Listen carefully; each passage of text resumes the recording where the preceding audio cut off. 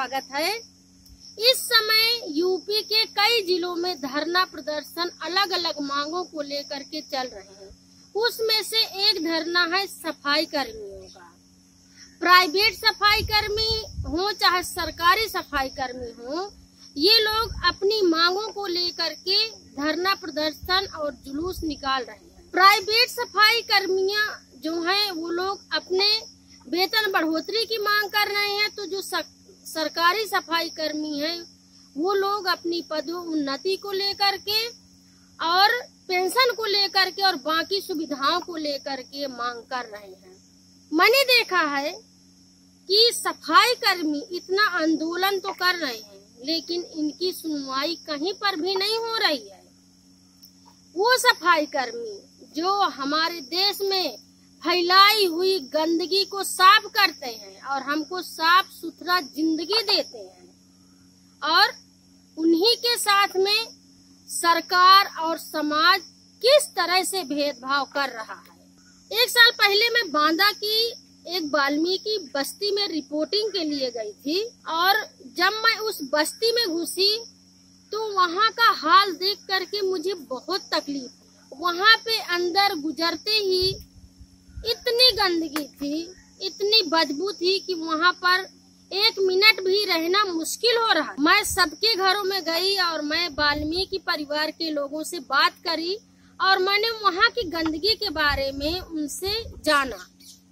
वहाँ के लोगों से जब मेरी बातचीत हुई, उन्होंने बताया कि पूरे बांदा की जो गंदगी है वो उनके मोहल्ले से गुजर करके जाती है। उनके बस्ती से जो नाला गया है, बहुत बड़ा नाला है, जो पूरे सीवर का जो पानी है, जो पन्नियां है लोग फेंक देते हैं, जो कूड़ा है लोग नाला में फेंक देते हैं, और 10 फुट गहरा नाला पूरी तरह से पूर गया था। जब बारिश में पानी पूरे शहर का उस नाले से जाता था तो सारे वाल्मीकि बस्तियों के घर में वो पानी भर जाता था। लोग रात भर सोते नहीं थे, समझिए। कूड़ा उनके घर में घुस जाता था। उनके बस्ती के बगल से कूड़ा के बड़े बड़े ढेर थे। ऐसी दुर्गंध भरी जिंदगी में आप समझिए कि उनका खाना पीना सोना रहना किस तरह से रहता होगा, आप ही सोचिए। उन लोगों ने कई बार आंदोलन किया, धरना प्रदर्शन किया, नगर पालिका को दरखास्त दिया, लेकिन पता है नगर पालिका के अधिकारी उनसे क्या कहते थे? उनका जवाब ये होता था कि आप खुद में सफाई कर्मी हैं, तो आप क्यों नहीं अपने मोहल्ले की सफाई कर लेते हैं। अब आप ये बताइए, जहाँ पर 10 फुट गहरा नाला है और पूरी तरह से पट गया है, उस नाले को वो बस्ती वाले लोग कैसे साफ कर सकते हैं? उसके लिए तो पैसा चाहिए, बजट चाहिए, मजदूर चाहिए, और फिर वो लोग अगर सफाई कर्मी हैं तो बाकी के मोहल्लों की सफाई तो खुद में करते हैं। तो क्या ये नियम नहीं है कि वाल्मीकि बस्ती के लिए भी एक सफाई कर्मी नियुक्त किया जाए, उस नाले की सरकार सफाई कराए ताकि उनको भी साफ सुथरी जिंदगी मिल सके? आखिर ये किस तरह के भेदभाव? अप्रैल माह में दलित इतिहास मनाया जाता है, और इस साल हमने एक खास सीरीज चलाई दलित हिस्ट्री के ऊपर। हमने दलितों के काम और उनकी पहचान को लेकर के एक तरह से गहराई वाली रिपोर्टिंग की, और हम ऐसे लोगों से मिले जो अलग अलग तरह के काम कर रहे हैं। हमने सफाई कर्मियों से मिले, ग्रामीण स्तर पर जो सफाई कर्मी नियुक्त किए गए हैं।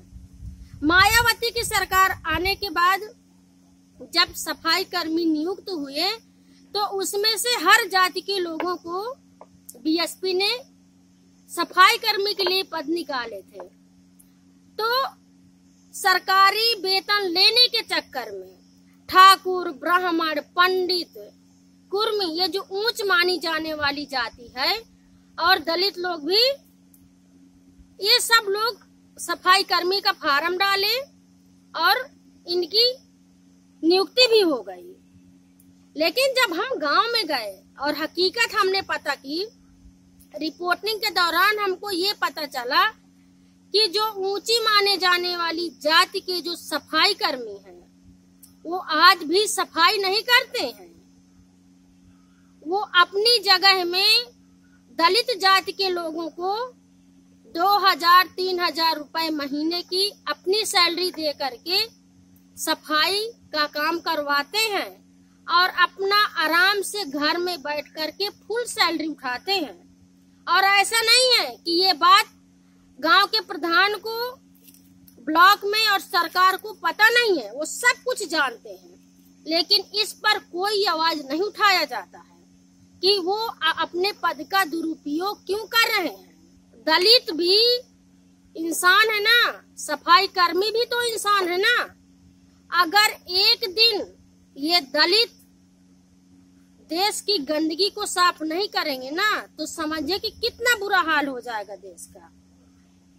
सिर्फ गंदगी की वजह से ये देश बीमार पड़ जाएगा। अस्पतालों में, रेलवे स्टेशन में जो प्राइवेट सफाई कर्मी लगाए जाते हैं उनके हालात तो और भी बहुत बुरे हैं। सिर्फ झाड़ू पोछा का काम नहीं होता है, सिर्फ कूड़ा उठाने का काम नहीं होता है, इनको लोगों की टट्टी तक उठानी पड़ती है, पेशाब साफ करना पड़ता है, हाथों से कई बार लैट्रिन उठानी पड़ती है।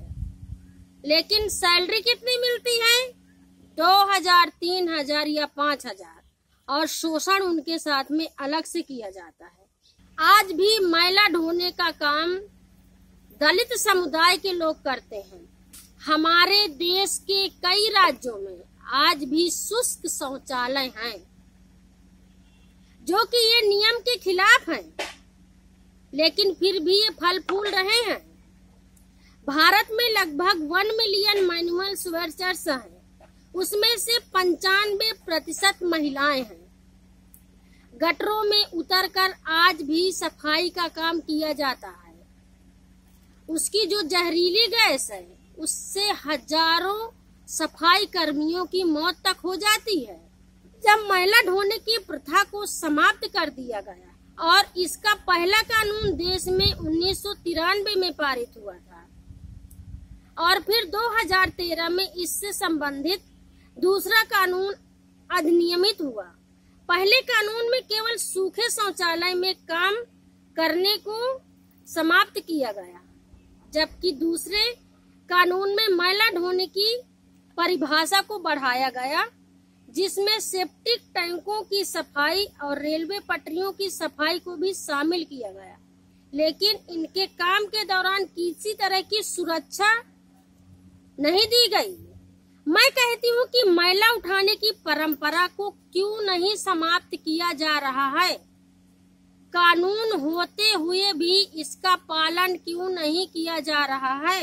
क्यों एक तबके के लोग दूसरे तबके के लोगों का मैला उठाएं? ऐसी परंपरा क्यों है? तो बस मेरा कहना ये है कि ये परंपरा आज की नहीं है, सदियों से चली आ रही है। मौजूदा जो हमारी सरकार है वो स्वच्छ भारत का सपना दिखा रही है, प्रचार कर रही है। तो सबसे पहले तो हमें अपनी सोच को स्वच्छ करना है। आप पहले सोच को स्वच्छ करने का काम करिए, तभी भारत स्वच्छ हो पाए। तो साथियों, ये वाला शो आपको कैसे लगा? आप जरूर से मेरी इस चर्चा में जुड़िए, अपने सुझाव और अपनी टिप्पणी लिख करके मुझे भेजते रहिए। आप मेरे चैनल को सब्सक्राइब करिए ताकि मेरा हर शो आप तक पहुंचता रहे। आप फेसबुक और यूट्यूब में और ट्विटर में जा करके आप मेरे शो को देख सकते हैं। अगले शो में फिर मिलते हैं करारी बातों के साथ में। तब तक के लिए नमस्कार।